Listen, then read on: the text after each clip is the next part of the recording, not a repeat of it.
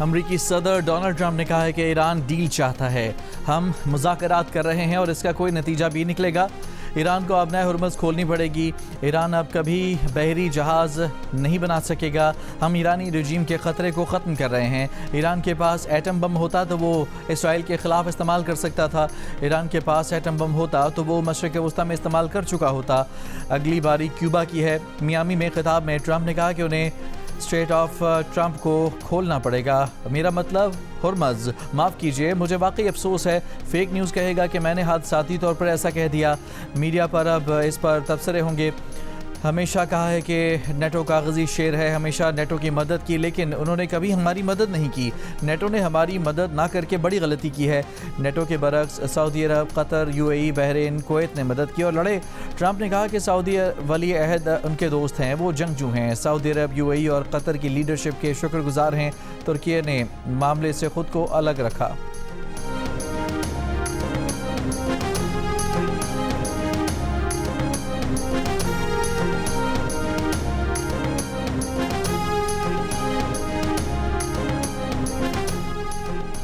Trump کی جانب سے ایران کی توانائی تنصیبات پر حملے نہ کرنے کے اعلان کے باوجود اسرائیل کا ایرانی توانائی تنصیبات پر حملہ۔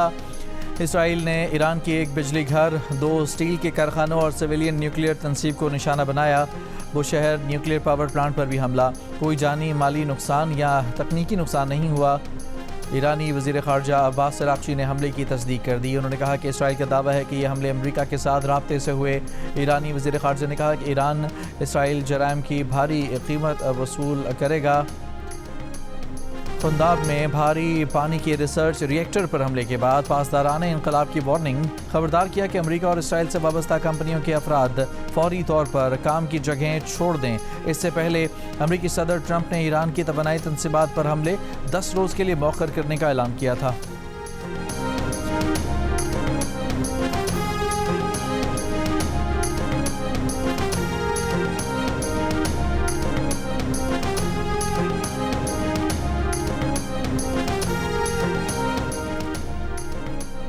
ایران امریکہ جنگ کا معاملہ، پاکستان کی سفارتی کوششیں جاری۔ سفارتی ذرائع کے مطابق سعودی عرب، ترکی اور مصر کے وزرائے خارجہ کا دورہ پاکستان کا امکان ہے۔ ترک وزیر خارجہ حاکان فیدان نے کہا کہ ابتدائی طور پر ہم یہ میٹنگ ترکی میں کرنے کے خواہاں تھے، ہمارے پاکستانی بھائی کو ملک میں ہی رکنا تھا، اس لیے میٹنگ پاکستان میں رکھی۔ ہماری میٹنگ اس ہفتے کے آخر میں پاکستان میں ہو سکتی ہے۔ اگر امریکہ ایران کے ساتھ مذاکرات کو ممکن بناتا ہے یا کسی معاہدے پر پہنچتا ہے تو اسے اسرائیل پر اثر و رسوخ ڈالنے کے لیے بھی تیار رہنا ہوگا۔ امریکی نمائندہ خصوصی وٹکوف نے کہا کہ ایران کے ساتھ میٹنگ اسی ہفتے ہوگی۔ 15 نکاتی تجاویز پر ایران سے جواب متوقع ہے۔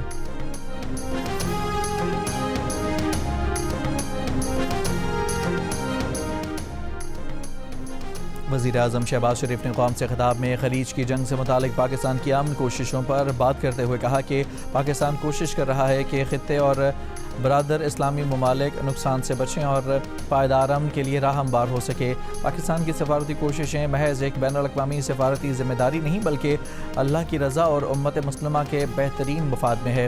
وزیر اعظم نے بتایا کہ انہوں نے متعدد مرتبہ ایران اور خلیجی ملکوں کے سربراہان سے بات کی ہے۔ نائب وزیر اعظم اور وزیر خارجہ اسحاق ڈار بھی ان کاوشوں میں مصروف ہیں، جبکہ army chief field marshal Asim Munir عام مذاکرات کوششوں میں کلیدی کردار ادا کر رہے ہیں۔ یہ ہفتہ جو آج سے شروع ہو رہا ہے، اس میں بھی مجھے پٹرول پر فی لیٹر 95 روپے اور ڈیزل پر فی لیٹر 203 روپے اضافہ کرنے کی تجویز دی گئی ہے، جسے میں نے آپ کی مشکلات کے پیش نظر ایک بار پھر مسترد کر دیا ہے، اور یہ بوجھ وفاقی حکومت نے ایک مرتبہ پھر خود اٹھانے کا فیصلہ کیا ہے۔ حکومت کا تیل کی بڑھتی ہوئی قیمتوں کا بوجھ خود برداشت کرنے کا فیصلہ۔ वज़ीर आज़म शहबाज शरीफ ने कौम से खिताब करते हुए कहा कि उन्हें पेट्रोल पर फ़ी लीटर 95 रुपये और डीजल पर फ़ी लीटर 203 रुपये इजाफे की तजवीज़ दी गई, जिसे उन्होंने मुस्तरद कर दिया। ये बोझ वफाक हुकूमत ने खुद उठाने का फैसला किया है। इसका हजम 56 अरब रुपये बनता है। मुतवातर 3 हफ्ते के अंदर 125 अरब रुपये का तारीखी बोझ हुकूमत ने अपने कंधों पर उठाया। आलमी मंडी में कीमतें देखी जाएँ तो पेट्रोल 544 रुपये फ़ी लीटर होना चाहिए था, मगर आप 322 रुपये में हासिल कर रहे हैं। डीजल की कीमत आज 790 रुपये फ़ी लीटर होनी चाहिए थी, हुकूमत आपको 335 रुपये फ़ी लीटर में फराहम कर रही है। दुनिया भर के ममालिक में पेट्रोल की कीमत दुगनी हो चुकी है। वज़ीर आज़म का कहना था कि किफ़ायतशारी अब इख्तियारी नहीं, सबकी मुश्तरका ज़िम्मेदारी बन गई है। सफ़र करने से पहले सोचें, क्या ये सफ़र ज़रूरी है? हर बार गाड़ी या मोटरसाइकिल का निकालना ज़रूरी है? हुकूमत ने अब तक महंगाई के तूफ़ान को आवाम तक पहुँचने से रोक रखा है। हुकूमत ये जद्दोजहद अकेले नहीं कर सकती, लिहाजा गुजारिश है कि हुकूमत जो जामे मनसूबा बना रही है इसमें भरपूर ताउन करें। इसका ऐलान अगले चंद दिनों में किया जाएगा।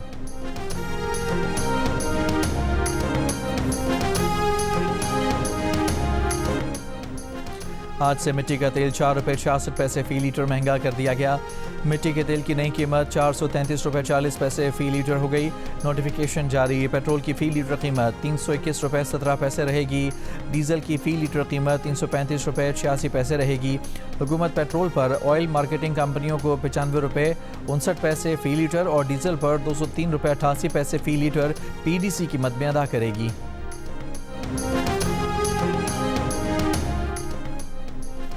खाम तेल की कीमत में 5% तक इजाफा। ब्रेंट खाम तेल $113 फ़ी बैरल से तजावुज़ कर गया। WTI खाम तेल $100 फ़ी। ईरान की जानिब से इसराइल पर क्लस्टर बमों से हमले। इसराइल की एक शख्सियत की हलाकत और 2 के ज़ख्मी होने की तस्दीक। ईरान का कुवैत में अमरीका के 6 बहरी जहाज़ तबाह करने और दुबई में साहिल और होटल पर हमले करके कई अमरीकी फ़ौजियों को हलाक करने का दावा। 3 कंटेनर जहाज़ों की आबना हुर्मज़ से गुजरने की कोशिश नाकाम बना दी गई। इसराइल के तेहरान पर हमले।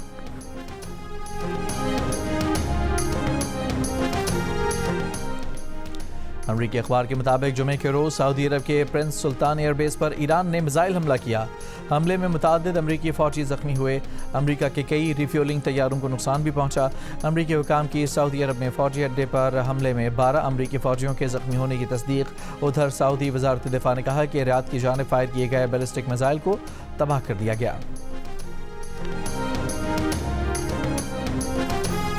दुक्की के इलाके कली होसड़ी में पुलिस और ATF की कार्रवाई। DIG लोरालाई के मुताबिक फायरिंग के तबादले में मतलूब 2 दहशतगर्द हलाक। ATF का एक जवान जख्मी हुआ। जदीद असलहा बरामद। हलाक दहशतगर्द कली बख्तियार खान में 5 FC एहलकारों के कत्ल में मुलविस थे। बलूचिस्तान के ज़िला गवादर के मुख्तलिफ इलाकों में मूसलाधार बारिश। छपरिकानी में बरसाती नाले का पानी गांव में दाखिल होने से नशेबी इलाके ज़ेर-ए-आब आ गए। पहाड़ी इलाकों में बारिश से नदी नालों में तुग़यानी का खदशा। आज रात से 29 मार्च तक बलूचिस्तान के मुख्तलिफ अज़ला में तेज़ हवाओं के साथ बारिश और बाज़ मकामात पर जालाबारी का इम्कान है।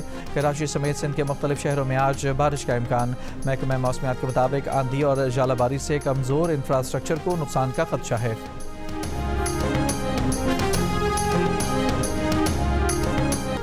मुत्तहदा अरब अमारात के मुख्तलिफ शहरों में गरज चमक के साथ तूफ़ानी बारिश। रियासत शारजा बारिश से सबसे ज़्यादा मुतासर। मुख्तलिफ इलाकों में सैलाबी सूरत हाल। सड़कों पर खड़ी गाड़ियाँ पानी में डूब गईं।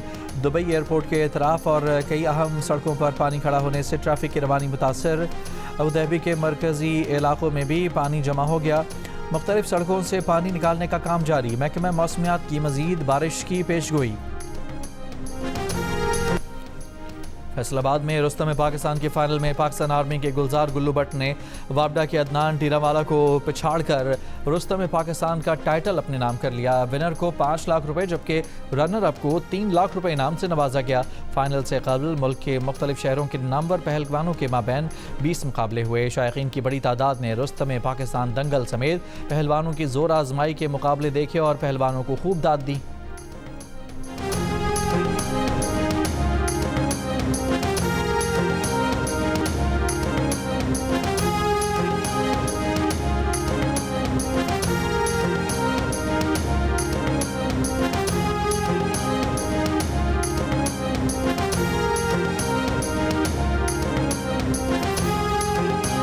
और گولف کے نامور کھلاڑی ٹائیگر ووڈز کو فلوریڈا میں گرفتار کر لیا گیا۔ ٹائیگر ووڈز پر گاڑی حادثے سے پراپرٹی کو نقصان پہنچانے کا الزام ہے۔